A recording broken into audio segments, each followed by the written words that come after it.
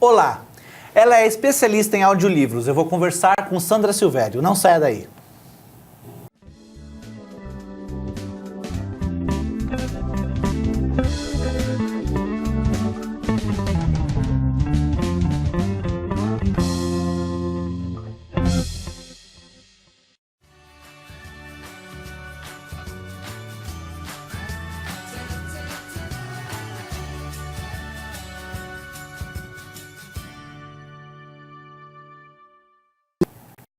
Olá pessoal, tudo bem? Sejam bem-vindos a mais um Em Contexto. E hoje eu trago aqui uma editora e especialista em audiobooks, que é a Sandra Silvério. Sandra, tudo bem? Tudo bem, Edson? Tudo bom.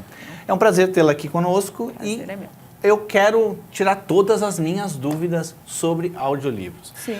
Bom, eu te chamei aqui depois que a sua editora, que é a Livro Falante, ela ficou ao lado da minha editora, que é a Andros, na Feira do Livro da USP. Eu, logo no primeiro dia, falei, poxa vida, eu acho que não vai vender muito, né? O livro, acho que não vai conseguir tanto assim. E ao final de 3 dias, eu vi o tanto de pessoas que compraram audiolivros, ou audiobooks, né? Eu também chama assim. E detalhe, eu não vi um deficiente visual lá. Qual é o público de um audiolivro? Bom, antes de qualquer coisa, o público é a pessoa que gosta de ler muito. E eu acho que isso explica o sucesso na USP. É quem gosta muito de ler, que também lê, quer ler no chuveiro, quer ler dirigindo, quer ler no parque, então descobriu o audiolivro. A questão do deficiente, é claro que o audiolivro também é, pela sua própria característica, o melhor formato de livro para o deficiente. Mas nós não estamos produzindo exclusivamente para o deficiente, né? Nós estamos produzindo audiolivros comerciais, porque para o deficiente tem uma lei, tem a lei do livro, que diz que o deficiente tem direito a ter qualquer obra que ele queira, gravada em audiolivro, sem pagar direitos autorais. Então, existem instituições que gravam isso para o deficiente visual. Agora, mas é uma instituição que faz isso, não é uma editora que vai... É uma instituição, não. Ou se o deficiente falar, não, mas eu pago e você produz o Harry Potter para mim. Tudo bem, eu produzo e entrego para ele sem ter que ter autorização da editora do Harry Potter, né? Agora, uma coisa importante que tem na produção comercial do audiolivro hoje é que ela também coloca o deficiente na cidadania, né? Porque o deficiente hoje trabalha, tem direito a vagas de trabalho, tem deficientes visuais muito qualificados, que são advogados, enfim, né? Que estão no mercado de trabalho, e ele pode entrar na livraria e falar, onde é o setor de audiolivros? Eu quero comprar o meu audiolivro, né? Isso eu acho bacana em termos do público deficiente visual. Então, fora o público o deficiente, deficiente que a gente fala, deficiente só visual. Só visual. Não tem outro tipo de deficiente que... Não, tem aquele problema que a pessoa tem dificuldade para ler, que agora eu não vou saber o nome, enfim, é só uma dificuldade que muita gente às vezes descobre tarde na vida. Por que tinha tanta dislexia? Dislexia, eu acho que é isso, né? Capacidade de concentração, é isso? Então eu conheço gente falando, nossa, audiolivro, eu sou disléxico, entendi. Sabe? Bom, então fora esses dois tipos de deficientes, então o outro público, digamos, que compra porque gosta, que não tem nenhum tipo de deficiência, seria aquele que, por exemplo, não tem tempo para ler no carro, no banheiro, e esse tipo de coisa. Até porque a leitura é mais rápida. Um livro que você lê demora 4, 5 dias, um audiolivro você demora o quê? 6 horas? Eu acho que a leitura, o tempo é igual, porque um livro grande assim é de 6 a 20 horas, eu tenho obras de 19 horas. A diferença é que você tem, sabe, no carro, por exemplo, se você for pensar o tempo que você fica no trânsito, às vezes você fica 2 horas ao longo do dia no trânsito. Então você ganha isso, você ganha bastante tempo. Né, esse tempo lendo. Eu, por exemplo, para vir até o estúdio aqui, eu gasto 1 hora. Então. E 1 hora para voltar. Então, são 2 horas de leitura. É um tempo que você não perde. Né? Tá. Vamos fazer o seguinte, vamos colocar um audiolivro aqui para a gente poder ter um exemplo? Coloca para mim. Compreendendo a voz. A voz é o músculo da alma. Roy Hart. Capítulo 1. Nossas vozes carregam um rico legado. O modo como falamos e ouvimos hoje emergiu de um longo desdobramento da história dos seres humanos. É bem postada, uma voz assim. Essa moça é muito profissional da voz, né? No caso, ela é o quê? A profissão dela é o quê? Ela é Ela é uma coach de voz. Entendi. Eu não sei a formação, mas a atuação dela é como coach de voz. Então, mas você também tem, além de pessoas que você contrata para poder fazer essas leituras, você também tem audiolivros em que os próprios autores fazem a leitura. No caso, esse audiolivro é de uma autora norte-americana, a Barbara McAfee, e essa coach de voz, a Marcela Grandolfo, foi escolhida por mim porque ela é uma das poucas ou a única que conhece a fundo o trabalho da Barbara McAfee aqui no Brasil. Então eu pedi para a Marcela gravar, porque é um trabalho muito específico na área de voz. Entendi. E como vocês selecionam os títulos? Qualquer livro pode ser transformado em áudio? Não, qualquer livro pode, não sendo um livro de desenho, um HQ. Vamos lá, vamos colocar na seguinte... Tem alguns que são mais indicados a serem transformados em audiolivros do que outros? Sim, claro. Então, livros que não dependem de nada visual são melhores, que não tenham tabelas, que não tenham... Isso é fundamental. Tirando isso, eu tenho que ver a questão do mercado. Então, o critério é livro que vende bem, tem que ser objetivo. E são ou best-sellers atuais, como a gente tem o da filosofia, né? A filosofia explica do Clóvis de Barros. A gente vai colocar um trechinho já. Ou quase clássicos de literatura, como Jorge Amado, que foi o nosso primeiro título. Quando eu gravei A Morte de Quincas Berro d'Água, estava... Não sei se era a 104ª edição, uma coisa assim. Então, é um clássico que até hoje eu vendo para as bibliotecas, tudo isso. E, de maneira geral, o que venda bem, porque o audiolivro, a venda dele vai ser sempre uma porcentagem da venda impressa. Nos Estados Unidos, isso hoje é cerca de 15%, 20%. Aqui no Brasil, ainda está patinando ali para chegar a 5%. Se eu pegar um autor iniciante que acabou de lançar o livro, vendeu 100 exemplares, não dá, eu vou lançar, vou vender 5. Então, a conta é essa, a primeira peneira é essa. Você precisa ter retorno. Sim, ele tem que se pagar. Quando eu vou perguntar para você sobre o custo de produção, e quando eu falo custo, eu não estou falando só em dinheiro, tempo, pessoas, tudo isso. Então, qual é o custo para se produzir um... É muito alto, inclusive comparado ao livro, né? Primeiro, porque tem pouca gente trabalhando mesmo, não tem operador especializado em gravar, em editar, tudo isso encarece. Não existem estúdios especializados, então... Muita gente, quem está produzindo hoje tem que gravar em estúdio de música, que é muito mais caro. Tudo dificulta. Qual que é a diferença de um estúdio especializado para audiobooks de um estúdio de... O de música, por exemplo, você tem que ter... Você vai usar uma bateria, então você tem que ter lá 50 metros, 100 metros quadrados, o tamanho, os equipamentos e tal.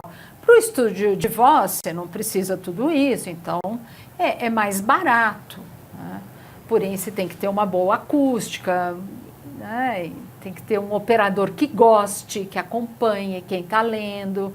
Quando eu comecei a gravar, eu gravava com um operador de música, ele punha o narrador para ler e ficava lá no celular falando com a namorada, sabe?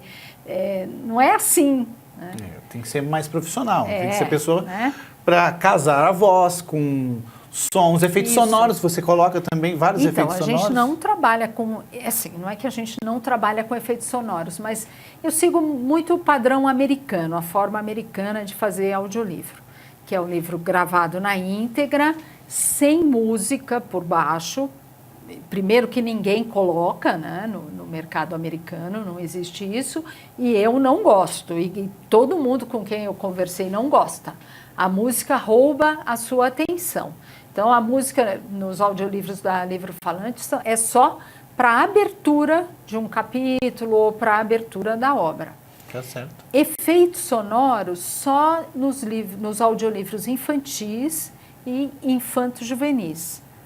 Com cuidado para não ficar radionovela, né? Toque, toque, toque. É. Aí ele bateu na porta, Entendi. né? Vamos ouvir mais um então para. Esse primeiro que a gente passou aqui, a temática dele é Plena voz sobre a voz, é para o uso da voz. o uso da voz. Tá, não, então ele é mais não em discurso, né? É você aprender a usar sua voz melhor, dependendo da situação. A gente pode, a grosso modo, dizer que é de autoajuda esse? É de desenvolvimento. Desenvolvimento, tá bom. Então vamos colocar mais um agora. Livres para viver. Para muitos outros pensadores, também clássicos, a escolha da vida não pode estar à mercê de nada disso. Deve respeitar normas e critérios que não levem em conta o que estamos sentindo. Esse aqui é de quem? É o Clóvis de Barros, filho, e Júlio Pompeu. Quem falou agora é o Clóvis de Barros. É um professor da USP? Professor da USP de eu me lembro que esse aqui foi um dos seus best-sellers lá da feira. Ele Inclusive, vários alunos compraram também, eu lembro. Sim, ele é muito querido, o Clóvis, faz um sucesso enorme. E aí é ele quase como numa palestra, só que ele está lendo o livro, que é a Filosofia Explica, e agregou, aí tem uma vantagem do audiolivro sobre o livro, porque os dois professores agregaram comentários. Então, certo. Era o que eu ia te perguntar. Se tem algum tipo de adaptação. Adaptação de... Muda-se alguma coisa? Alguma coisa, sim. Aí tivemos liberdade, porque ele mesmo o autor é professor, ele estava lá no estúdio, ele adora falar, falou, eu vou pôr mais uns comentários. Então, a obra ficou rica, né? Legal, legal. Você tem mais dificuldades quando é o próprio autor, na hora de dirigir lá na gravação? Um pouco, um pouco. Porque às vezes é difícil falar para o autor, olha, não está dando para entender direito, aqui ficou esquisito, não é a mesma liberdade que eu tenho com um locutor, um narrador, né, que normalmente é pago também, né, está ali recebendo, então é diferente, olha, isso aqui você tem que regravar, não está bom e tal. Quando é o autor já fica mais difícil. Mas você leva mais tempo quando é o próprio autor? Não necessariamente, depende do autor. O Clóvis, por exemplo, fala muito bem. Agora tem autores que falam... Quando a gente é perigoso, às vezes, cair na fala, né? Então, quando ele lê, tá ótimo. Na hora que ele vai fazer o comentário, a gente fala assim, ó, sabe? Você tá vendo? Não termina uma frase, vem outra. Isso no bate-papo, tudo bem, passa. Quem está assistindo não vai estranhar. Mas se você puser isso no audiolivro para tocar no carro, a pessoa vai desligar. Ela não aguenta, tem que ser uma frase do começo ao fim. Entendi. Vamos colocar mais um aqui, ó. Qual que é agora? Biografia de Allan Kardec. É sob o golpe da dor profunda causada pela partida prematura do venerável fundador da doutrina espírita que abordamos a nossa tarefa, simples e fácil para as suas mãos sábias e experimentadas. Os seus best-sellers são livros espíritas? São, em geral, sim. E o Allan Kardec é best-seller dentro, né, do universo espírita, pela lógica aí que que eu já falei, né? Já, assim, vendeu muito, milhões e milhões de livros vendidos, então hoje os audiolivros da obra do Allan Kardec são muito procurados.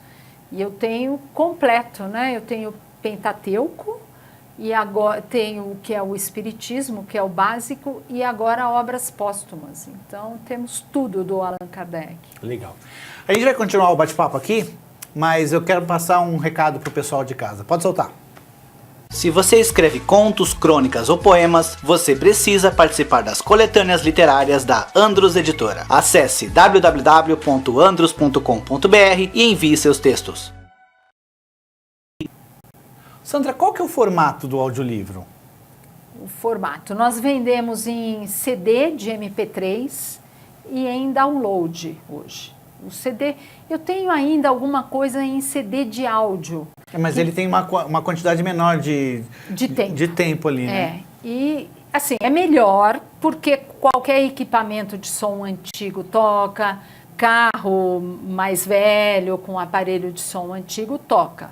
O MP3, nem todo equipamento até hoje toca, mas acho que isso está acabando. Mas é o MP3, o formato MP3 que permitem 20 horas de gravação, isso, né? Isso. Senão não teria condições. Eu consigo condições. pôr hoje 6 horas num CD. Então isso viabilizou a venda do audiolivro, porque antes tinha obras do Paulo Coelho, por exemplo, que eram 7 CDs aí de uma editora, que era vendido a R$200 em livraria, era impossível, né? Agora não, com o MP3 você pega tudo isso e põe em um CD e vende a R$25, R$30. Então eu vendo em CD na livraria, nas grandes livrarias e em download. O download é o mesmo valor? Não. Tá uma base de R$12, tem um download de 12 e de 15. E o CD do mesmo título? 21, 27. Porque você tem o custo de produzir o CD, de fazer a prensagem. Isso. Tem o envio, tem tudo isso, tem a livraria, a parceria com a livraria. Então é de 12 a? De 12 a 15 o download hoje e de 21 a 30 o CD. CD e CD duplo. E você vende pela internet, pelo site da Livro Falante. Sim. Qual é, digamos assim, qual é a quantidade mensal de downloads que uma obra, que a sua maior obra costuma ter por mês, mais ou menos? Puxa, eu não conto muito por download. Como é que você conta? É importante lembrar. A minha pergunta é assim, eu fiz um rodeio aqui, mas o que eu quero saber é o seguinte. Em relação ao livro impresso, qual que é a porcentagem de sucesso da venda do áudio? Como é um assunto inexplorado pela gente... O que seria um audiolivro de sucesso? Isso, obrigado. Tá. O mercado editorial já, o do livro impresso, foi ficando minúsculo, né? Não sei, mas hoje acho que um livro que venda aí 3.000 exemplares já é considerado um sucesso, né? Imagino aí que paga as contas bem. Paga as contas. No audiolivro eu acho que é a mesma coisa, quer dizer, a gente se equipara ao livro que vende menos, mas que é sucesso, né? Então, uma venda de 3.000 exemplares é muito boa para um audiolivro, ou de 3.000 downloads, né? Eu não vendo só na Livro Falante, é importante, assim, estou na UBook, Toca Livros, na Audible, que é internacional, então está vendendo no Japão, na China, onde tem gente que sabe um pouco de português, já está tendo venda de audiolivro, dos nossos audiolivros. A gente está na Nuvem de Livros, que mais? E na Toca Livros. Legal. E você tem também, você contrata algumas pessoas, umas celebridades para poder fazer a gravação, né? Contrato, Por exemplo, eu tenho vários gravados pelo Rafael Cortez. E são bárbaros, porque é Machado de Assis, domínio público, então não teria muita graça. Tem várias gravações de Machado de Assis. Mas ele, que aliás não era celebridade na época que ele gravou. Não, eu fui ver os Saltimbancos no Teatro Folha E aí tava lá o jumento, estava com uma amiga e as crianças. Eu falei, esse jumento tem uma voz tem um vozeirão mesmo. ele fala bem e tal. Era o Rafael, ainda jumento. Aí acabou a peça, eu convidei, ele falou, eu quero gravar, eu sou louco por Machado de Assis, eu quero gravar Machado. E aí ele começou a gravar comigo, dali um tempo que ele foi para o CQC e ficou famoso na TV, né? A Leona Cavalli também? A Leona Cavalli também, que ela gravou o Contos de Agora, que é uma seleção de contos de autores contemporâneos brasileiros, bem bacana. E aí ela se empolgou e fez o livro dela, que é O Caminho das Pedras, bem bacana. Ela passa por vários aspectos da carreira da atriz e gravamos isso. Nisso eu tinha feito um evento com o Chico César, que também tem um audiolivro gravado de poesias, o Cantáteis. Aí a Leona encontrou o Chico César e falou, faz a trilha para o meu audiolivro. Então, o audiolivro dela tem trilha sonora do Chico César. É bem bacana. Que legal. Uma coisa vai puxando a outra, né?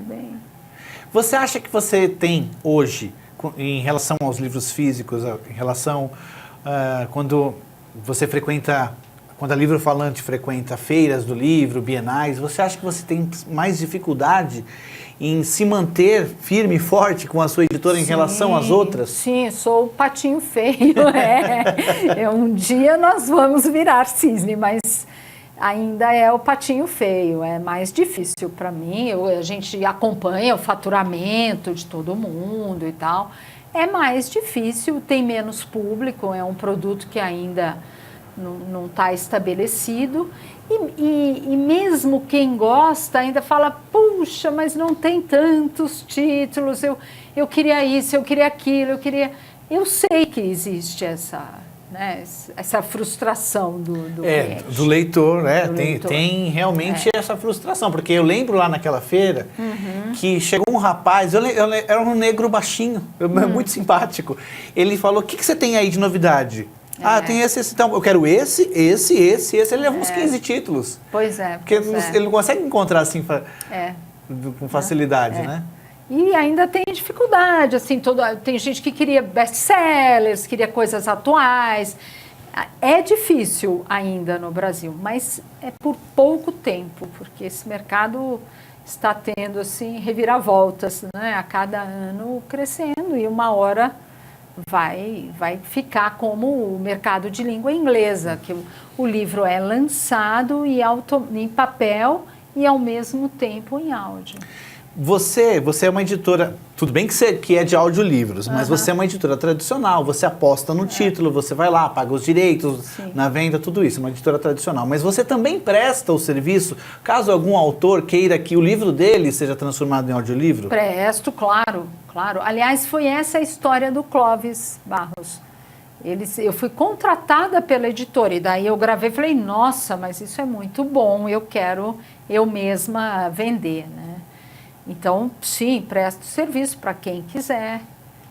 Nem sempre é muito viável financeiramente, depende da perspectiva desse autor. Ele gravar só para ter ou ele gravar para fazer 100 CDs talvez não seja interessante. Não compense muito. Palestrantes costumam procurar você para gravar as palestras dele, por exemplo? Não tive ainda. Eu acho que esse é um bom filão, então, porque geralmente quando a pessoa faz palestras, esse tipo de coisa, né, ela precisa ter algo além daquela palestra. Sim, né? para vender a palestra na hora é uma possibilidade. E o formato palestra às vezes funciona, desde que editado. Sim, né? sim. Eu tenho com o Didu Russo, de vinhos, sobre vinhos. Olha que bem legal. bacana, nem leigo, nem expert. Eu escutava muito audiolivros, eu nem sabia que o nome era audiolivros quando eu escutava. Eu escutava do Reinaldo Polito, sobre oratória. Sim. Eu tenho todos os dele, todos. Ah, que bacana. Muito legal, muito legal. E é legal o audiolivro, experiência pessoal, é que quando você está ouvindo, inclusive o próprio autor, parece que você é amigo do autor, sabe? Parece que você tem uma proximidade dele, assim. Então acho que parece que você incorpora mais a mensagem que... Pode ser. Que ele não é assim? Pode As pessoas ser uma costumam... percepção sua, bacana, Eu acho que o Clóvis falando me deu essa sensação. Aqui mesmo eu vi isso. Agora é importante, assim, porque cada um tem uma percepção, como isso que você está falando. E eu já descobri que existem pessoas mais auditivas e pessoas nada auditivas. Então, tenho amigos assim que falam, pelo amor de Deus, eu nunca aguentaria escutar um audiolivro. E tem gente que se descobre e fala, nossa, livros que eu nunca consegui ler, agora eu estou adorando escutar, né? Então, eu acho que isso é importante também, né? Audiolivro é alguém falando alguma coisa, gravando? Não. É isso que eu quero saber. Um critério, assim, que a gente... Qual é o critério? Audiolivro é um livro lido na íntegra. Isso estamos importando também do mercado americano, mas é o que a gente está vendo acontecer aqui. Então, primeiro tem que ser publicado fisicamente? Sim. Senão, não é considerado audiolivro? Eu tenho exceções, por exemplo, do Irineu Franco Perpétuo, que é crítico musical. Ele escreveu especificamente para gravar em audiolivro, só que são audiolivros sobre história da música. Então, ele escreveu já inserindo os exemplos musicais, tudo isso. Ele vai contando a história da música e colocando as amostras. Mas isso é uma exceção no formato de audiolivro. O audiolivro mesmo é um livro lido na íntegra. Entendi. Diga. Existe também o audiolivro condensado, só que no Brasil não pegou isso. Nos Estados Unidos Como tem que muito. Você pega um romance enorme, que nem uma vez escutei As Cinzas de Ângela, tal, e aí reduz para 40% do tamanho e põe à venda como audiolivro. Acredita-se lá que quem não está acostumado com audiolivro gosta mais desse formato condensado. Depois que a pessoa se acostuma, ela quer o audiolivro na íntegra. O público infantil é um público que é seu cliente? Não muito. Os infantis não vendem tanto assim? Não vendem como audiolivro. Eu também não tenho muita coisa gravada infantil. Eu tenho um infantil e 12 infantos juvenis. O infantil tem um problema de dificuldade de mercado. Então, eu vou numa feira, por exemplo, da Libre, aí tem aquela coisa que a criança tem que ler, tem que aprender a ler, não sei. Aí eu chego lá com o audiolivro, é meio... Entendi. Não é muito bem Não é muito visto. bem-vindo, bem visto, isso. Eu me lembro de algumas histórias, de livrinhos que vinham com um CD contando a mesma história. Você acompanhava lendo e ouvindo. A mesma coisa, mas era uma percepção. Eu lembro até hoje, tem um que eu não me lembro o autor, mas eu lembro que eu li um que eu nossa, até já confundi. Leitura auditiva, posso falar assim? Sim, Tá audioli, né? Audioli. Eu audioli. O Rápido das Cebolinhas. Eu lembro até hoje, era muito legal. O Negrinho do Pastoreio também li na época também e nunca mais esqueci. É bom. Então, isso. eu acho que ninguém vai deixar de aprender. Eu acho, não tenho certeza, né? Ninguém vai deixar de aprender a ler porque escutou o livro. Ao contrário, o livro... Eu tenho o meu Pé de Laranja Lima, com o Rafael Cortez também. Meu filho, quando era pequenininho, escutou aquilo, ficou encantado. Até hoje, toda hora, ele pega esse livro na biblioteca, né? Agora em papel. Então, só estimula. O audiolivro, ele não vai ocupar o lugar do livro. Com certeza, ele não vai. Não, eles vão coexistirem. Vão coexistir e não vai fazer a criança deixar de aprender a ler. Ao contrário. Porém, em termos de mercado, é mais difícil, porque se eu estou lá numa feira para vender para escolas, por exemplo, a prefeitura está bancando, vale do professor, não sei o quê, ou vale para as crianças, fica mais difícil nesse momento falar, não, deixe de comprar o livro que você vai ler para comprar o livro que você vai escutar. É por uma questão mercadológica, né? Vamos fazer o seguinte, eu vou colocar aqui embaixo o contato, que é o livrofalante.com.br, onde o pessoal pode comprar todos os títulos produzidos por você. Sim. Eu queria que, nesses últimos minutos, a gente falasse a maior quantidade possível de títulos que você tenha feito. Autor, título e autor. Você pode falar um pouquinho pra gente? Vamos lá. Fiz os 4 Machados com Rafa Cortez e o meu Pé de Laranja Lima com Rafael Cortez também. Difícil. O da Leona Cavalli, qual foi que ela fez? Caminho das Pedras. Que foi o dela. Que é o dela. E teve um que ela... Contos de agora, com contos de autores atuais brasileiros. Tenho contos de Chekhov com o Clóvis Torres, o ator. Tenho Fernando Sabino com o Ivan Cabral, com o ator Ivan Cabral. Tenho Brás Bexiga e Barra Funda com a Cristina Mutarelli.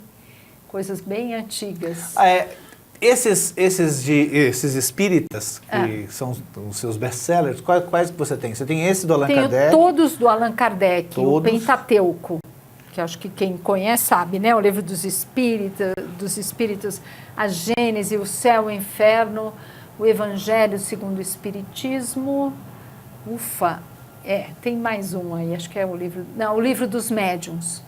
Aí tem o que é o Espiritismo e obras póstumas. Isso é tudo Allan Kardec. Autoajuda você tem? Não, só mais ou menos o Plena Voz, que você falou que é... não deixa de ser, porque a pessoa se ajuda com a voz. Que autoajuda, ela se ajuda, mas é muito de desenvolvimento. É que o problema é que hoje o autoajuda tem tanto, desculpa, povo de casa, desculpa falar isso, mas tem muito picareta no mercado que subverteu de um jeito a definição autoajuda, que aqueles que realmente que valiam a pena, né? Acabam tendo esse tipo de Posso falar de só um minutinho sobre esse Pode. audiolivro? Porque ele é meu xodó, ele ainda Pode. vendeu pouco e ele merece ser escutado, porque é uma abordagem da voz diferente de tudo que eu já tinha visto. Você falou do Reinaldo Polito, né? Então, não é a voz para oratória, não é a voz para nada específico, é a voz para a sua vida. Então, ela mostra, ela divide a voz em 5 nuances: metal, terra, fogo, ar e água. E os diferentes momentos em que a gente vai usar isso. Então, você vai ninar uma criança, é a voz da água. Você vai fechar um contrato, é a voz da terra. Eu tenho muito voz da terra. Né? Só que o que acontece? A Dilma tem voz da terra, por exemplo. Quando ela vai fazer um discurso, ela tem que tomar cuidado, ela tem que pôr fogo na voz dela, senão ela se acaba. Né? Eu vou chamar meu filho na praia, agora eu aprendi, eu ponho metal na minha voz. Felipe! Sabe, a praia inteira escuta quando eu ponho metal. Antes eu machucava a minha garganta usando a voz da terra. Para né? músicos funcionaria? Pode ser, é muito para atores. Atores. Mas é muito para qualquer pessoa, sabe? Porque muda a sua vida, pode mudar a sua vida. Então, às vezes você fala bravo. Muda a forma de se relacionar com as pessoas. Isso, você ganha instrumentos de autoconhecimento. Peraí, mas eu não estou brava, por que ele tá com medo de mim? Porque você está usando uma voz inadequada para aquela situação, você tem que pôr água na sua voz. Ou então, por exemplo, mulher no mercado de trabalho agora, né? A mulher vem daquela história, estava em casa, o filho, aquela água, a sedução, que é o ar na voz e tal. Aí, de repente, ela é diretora da empresa. Como é que ela se impõe lá e preserva? Senhores, né? Então ela vai a lá voz para cada momento também. Para cada momento. Você falou uma coisa, eu rio aqui, eu quero mandar um beijo para minha esposa em casa. Às vezes ela fala assim para mim, fica calmo, mas eu tô calmo. Eu fico bravo porque eu tô calmo. E realmente, e assim, acontece muito isso, né? Acontece muito isso. Às vezes a gente, sem querer, a gente não usa a voz adequada para o momento, né? Realmente. E às vezes está na sua história de vida. Tudo isso ela vai contando, e o bacana do audiolivro é que ela vai dando exemplos, é o melhor meio para falar disso. Então, às vezes está na sua história de vida. A criança, percebe que se ela fala, mamãe, você me dá o pirulito? A mãe não dá, mas ela fala, mãe, você me dá o pirulito? Pronto, a mãe dá. Então, cristaliza aquela voz chorosa, que chega um dia não serve mais. Então, vamos lá. Coloca para mim a primeira, essa do Plena Voz é o primeiro, foi o primeiro, né? Coloca só pra gente terminar com ele, depois a gente volta aqui. Compreendendo a voz. A voz é o músculo da alma. Roy Hart. Capítulo 1. Nossas vozes carregam um rico legado. O modo como falamos e ouvimos hoje emergiu de um longo desdobramento da história dos seres humanos. Pessoal, vocês ouviram a Sandra, esse livro pode mudar a sua vida. Agradeço a sua presença. Agora já sei bastante sobre audiolivros e o pessoal de casa também. Obrigado. Obrigada a você. E pessoal, obrigado também. Espero vocês na semana que vem. Tchau.